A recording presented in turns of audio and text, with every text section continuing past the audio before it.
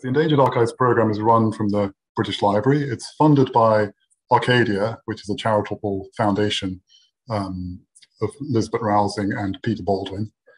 And the money that, the funding that we get from them is dispersed to a kind of global network of projects engaging in digital preservation around the world.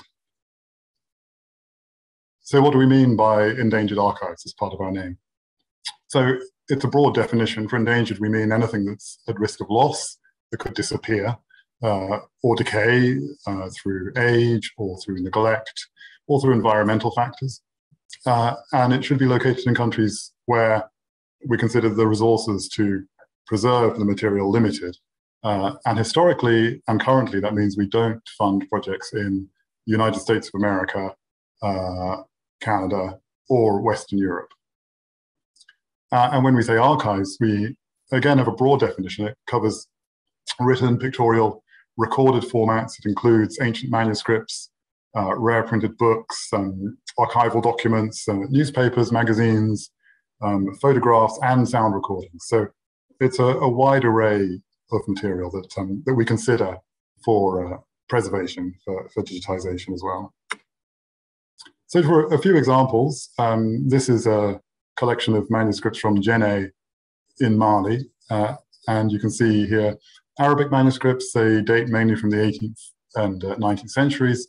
And the photographs that I'm showing are the ones that in the project application were sent to us to show the state of preservation and the way the material was kept in a private collection, and to show the need for both rehousing and digital preservation. This collection is a photographic one, as you can see. These are scans of glass plate negatives. And these were, as you may know, a very unstable medium and need to be kept in a particular temperature-controlled environment. And so digitizing these for preservation is particularly valuable and important. And these were done in Nepal and have recently been put on our website. And then sound recordings is another area that we sponsor with funding that we make available online. And this is an example from Guinea, the xylophone archives of the Republic of Guinea during the 1958 to 1984.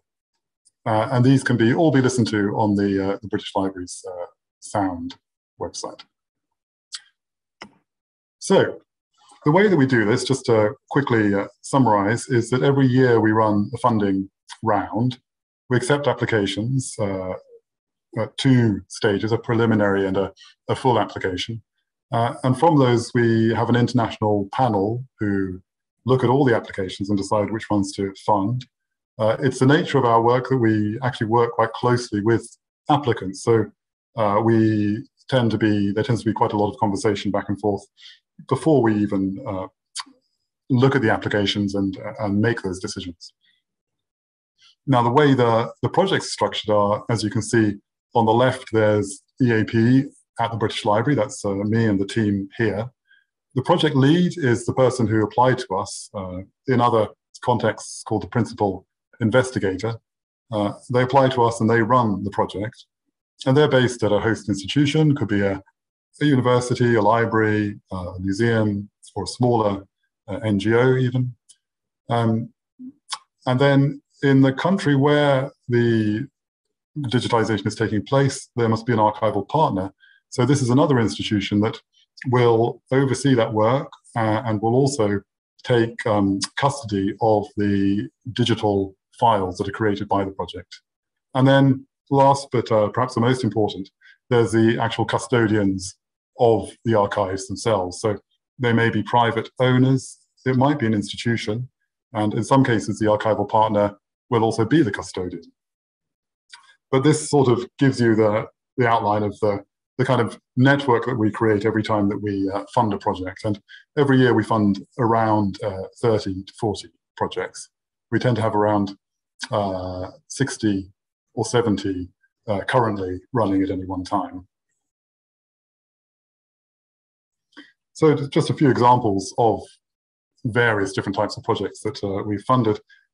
This one was in Bhutan, and this is a sort of ground-up project that was run by monks in Gangte Monastery who were keen to digitize their own collection of manuscripts, and this was done in an area without electricity, and as you can see here, set up a digitization station in the actual courtyard of the monastery.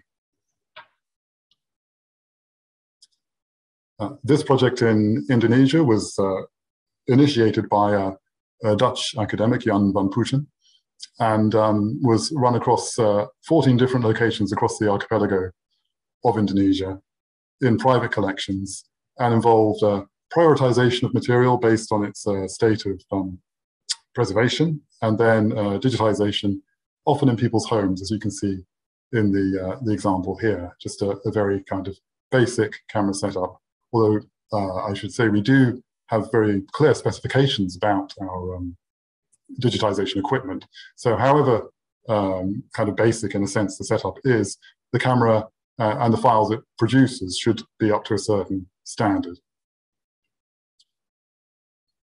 And a third example, this is a project in Timbuktu, Mali, which was set up by Brown University and a professor there in collaboration with local owners of the material, which had been moved from Timbuktu due to jihadi activity to Bamako, the capital. And the owners were very keen that it should be preserved and recorded because it was felt, due to political instability in this case, that it was quite endangered. So it's very important to EAP and the British Library that the program and the projects are run in a way that is sustainable, in a way that generates trust, and in a way that is not extractive, but is a true collaboration. And in that sense, we need to make sure that every person who applies to us has clearly talked to the owners of the material about what they're planning to do and what it means to have an EAP project. So they need to sign a permission form, which will also include a copyright license if that's applicable. And the copyright is on a Creative Commons non-commercial license. So the basic principles here that are communicated in those forms are that the original archive, that is the material itself, should remain in the country of origin, unless there's some very special reason, like there's war or other reasons that it needs to be taken across the border. But that hasn't happened in recent years, and we almost will always stipulate that the material should not be moved far from its origin. When the digital files are created by our projects, they also need to be placed in a suitable institution. This is the archival partner that I talked about in the country of origin. And secondary copies of the digital material are sent to us at the British Library.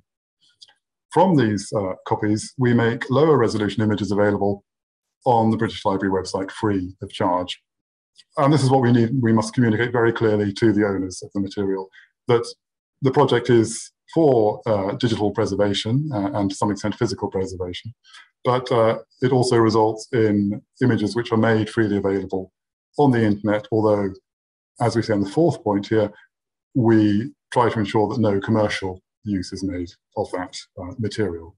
So if there's any profit to be made by this, from this digital material, it should go back to the owners, the custodians. And the way that we make this stuff available is on the EAP website, which is part of the British Library's website. It's eap.bl.uk, and I'll put that's on the last slide, the URL. And as you can see here, the digital archive is available through the actual projects.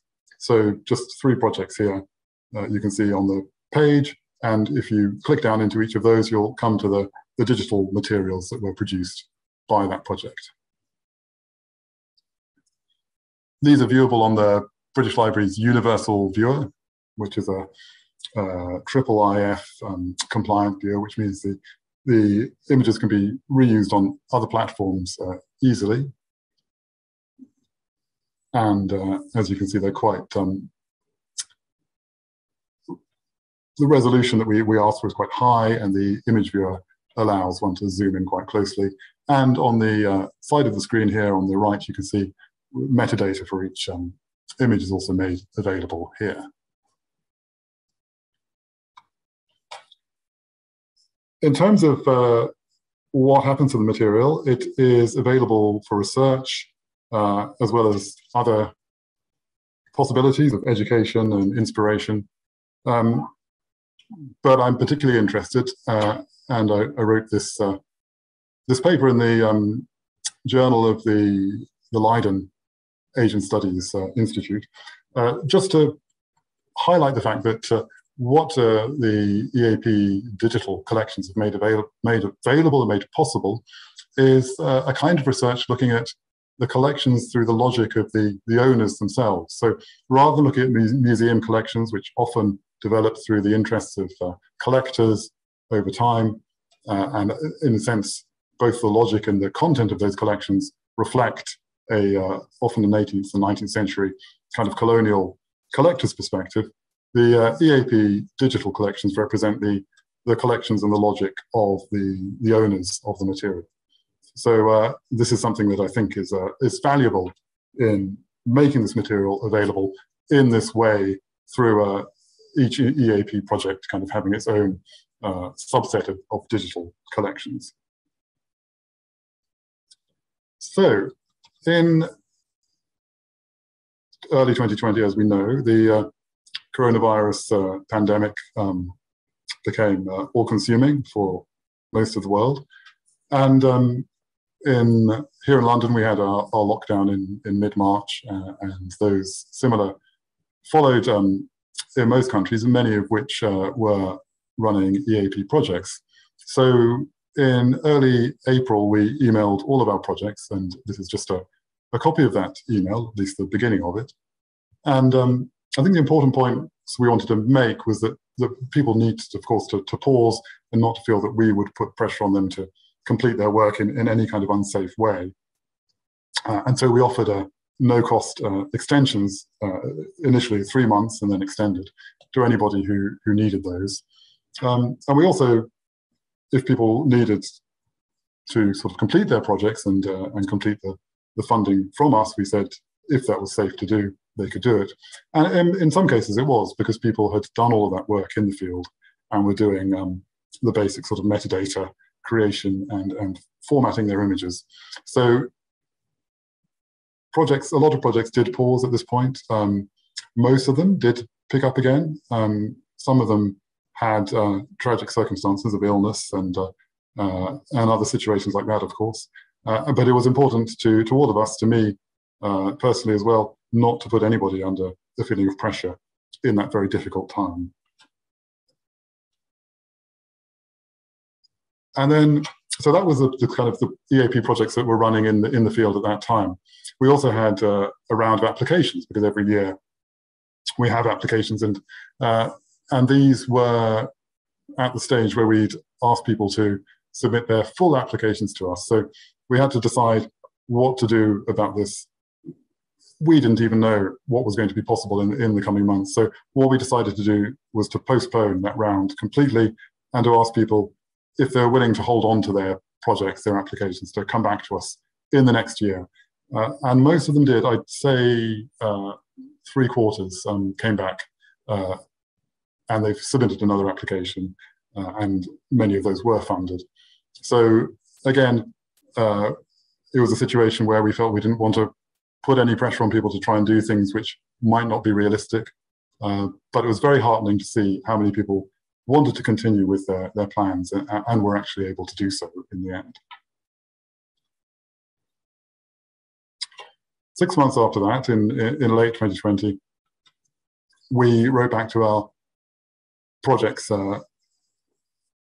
and for those projects in the field and for applicants, to ask them what they needed to change. And again, this was a sort of taking stock period when we had a slightly better understanding of what the pandemic meant globally, and hopefully also people working on projects and applicants also did. And so we let them ask them to tell us how they thought they needed to change what they were doing. One of the most important things that's changed and still has changed is that a lot of projects used to include travel as a significant part of them, and that has scaled down, of course. So more projects are happening just locally in the country without travel from, for example, United States to Ghana or something like this. And one thing that we started that we think we will continue in coming years is that we will ask everybody to think very carefully about a risk assessment for their projects in terms of continuing restrictions around the pandemic, including travel restrictions, actually getting to the material that is to be preserved and digitized, access to the host institution, whether a university might close its doors, and other kind of financial implications and implications for the team itself. So I think this is something that that in the future we will continue to do for all of our projects. And to conclude on I think a more positive note, as what we saw from 2020 onwards, similar to other institutions with large digital collections, with a strong increase in the number of people visiting and using our digital collections. So you can see here's the front page of our website, and in the corner here a graph of the page views, and you can see how it declines very quickly from March, and then declines a bit, but we've seen in 2021 onwards that has now continued to gradually increase. This actually brings with it some challenges, because actually what has also happened is that our website slowed down because we had more access to our images and more users, and we had to upgrade our own kind of web platform subscription in order to cope with this larger number of users. But this was a good problem to have. We also keep statistics of where people visit the website from, and this has showed a trend which is also positive, in that we have some of the usual places that one expects, USA, UK, Germany and France, but the top of the list is actually India, the fourth Nigeria, and other places where we have a lot of projects and material, Indonesia, Malaysia, Brazil, Ethiopia, and so on, also among our top users. So what we're seeing is a significant number of people in the countries where the material is located coming to the EAP website to access that material.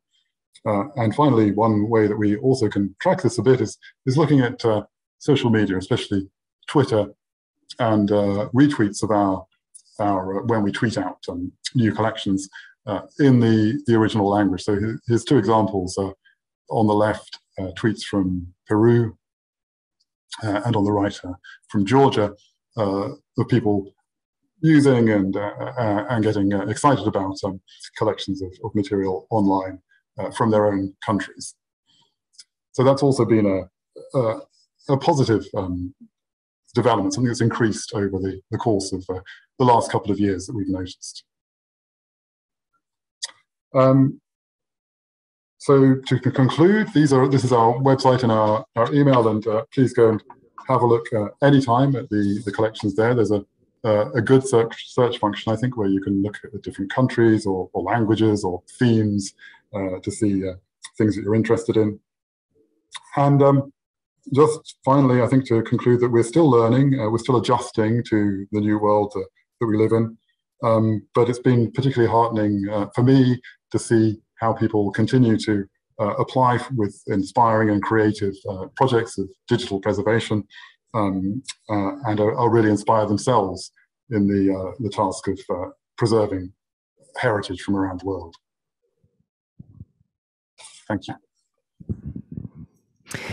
Vielen Dank, Simpan Schaik. Total faszinierend. Ich danke Ihnen sehr. Ich habe mir auch gleich die Webseite aufgeschrieben und werde dort stöbern. Das garantiere ich an dieser Stelle. Und wir haben auch eine Frage im Chat von Aisha Ottmann. Ich darf das vorlesen auf Englisch. What about the ethics of mandating open access for all materials, considering the asymmetric power relationship between the British Library and applicants from the Global South? Some materials might need to be restricted because of sacred/secret depictions, etc. Yes, so we're aware of that, and we work with that. I feel there's an ongoing conversation about the open access initiative and the need within certain communities and cultures to keep things within a specific community or secret, as we say. And we certainly would never want to make things generally available that should be kept secret. It does unfortunately mean that there are some projects that we just can't do because it is a stipulation of our own funding that we make the material available on the website. We do, if there's a collection that contains maybe 5-10% that the owners feel they would like to be kept back, then that's fine. But generally, it is, if it's a material that's for sensitivity or cultural reasons can't go online, then it's something that we're not able to fund. But I'm very interested in the ongoing discussion around this, because there's a kind of ideology around making everything free and available, but there's also, we must be aware of different cultural sensitivities around that.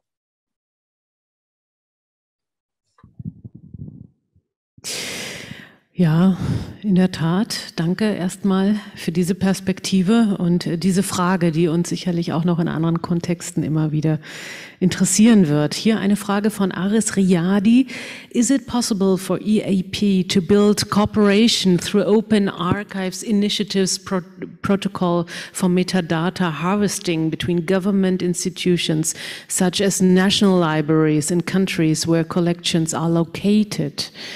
For example, in Indonesia? Yes. So the OEI PMH, I am aware of it, as it's what we use actually internally in the British Library so the material from the British Library's own catalogue is served to the EAP website.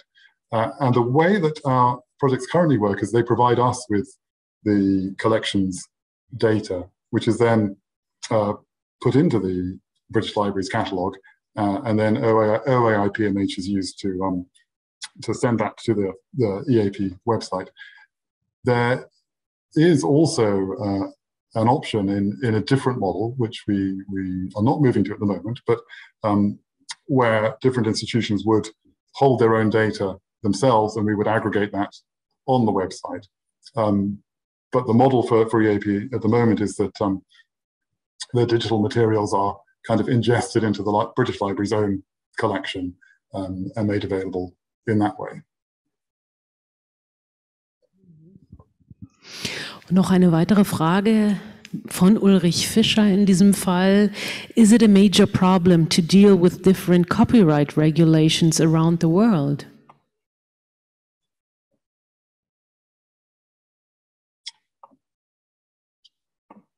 Sorry, I didn't hear that. I think it's the interpret. Could you repeat in No problem. English? I will repeat the question. So it is from Ulrich Fischer. Is it a major problem to deal with different copyright regulations around the world? So this is an issue. It is one of the things that we kind of outsource to the people running an EAP project. So we rely on them to investigate the copyright situation in the country in which they're working. In a sense, from what my own knowledge of this, the main variable tends to be the number of years before something goes out of copyright. What I also think is an interesting issue is that copyright simply does not apply to a lot of the material that I've talked about in this. So a Bhutanese Buddhist manuscript, the authorship is attributed to the Buddha himself. So there is no copyright in the sense that we understand it in such a manuscript, similar to the Timbuktu manuscripts of the Quran and things like that. So we must then kind of put in place the kind of principles that I showed, which in a way stand in lieu of copyright, so that we make a clear contract between us and the owners, even if no copyright does apply. Thank you so far. Sam, there's another question of Jakob Frohmann, who wants to know, what is your approach to the preservation of material originals? Do you support that too? Mm-hmm. So the funding that we get comes with certain conditions, and one of those is that we cannot fund a kind of full conservation practice. What we can fund is what we call a sort of basic preservation. So that would include moving material into acid-free folders and boxes, rehousing it if it's in a very damp place, in a place which is less so, but it wouldn't involve funding kind of restorative work by professional conservators, or funding the building or fitting out of a specialist kind of storage space. So we fund what is enough to take the material out of immediate danger and to digitize it, and hopefully in the fullness of time, the full conservation will be possible. But the sense is that once the digital record is taken, there is the digital preservation work has been done.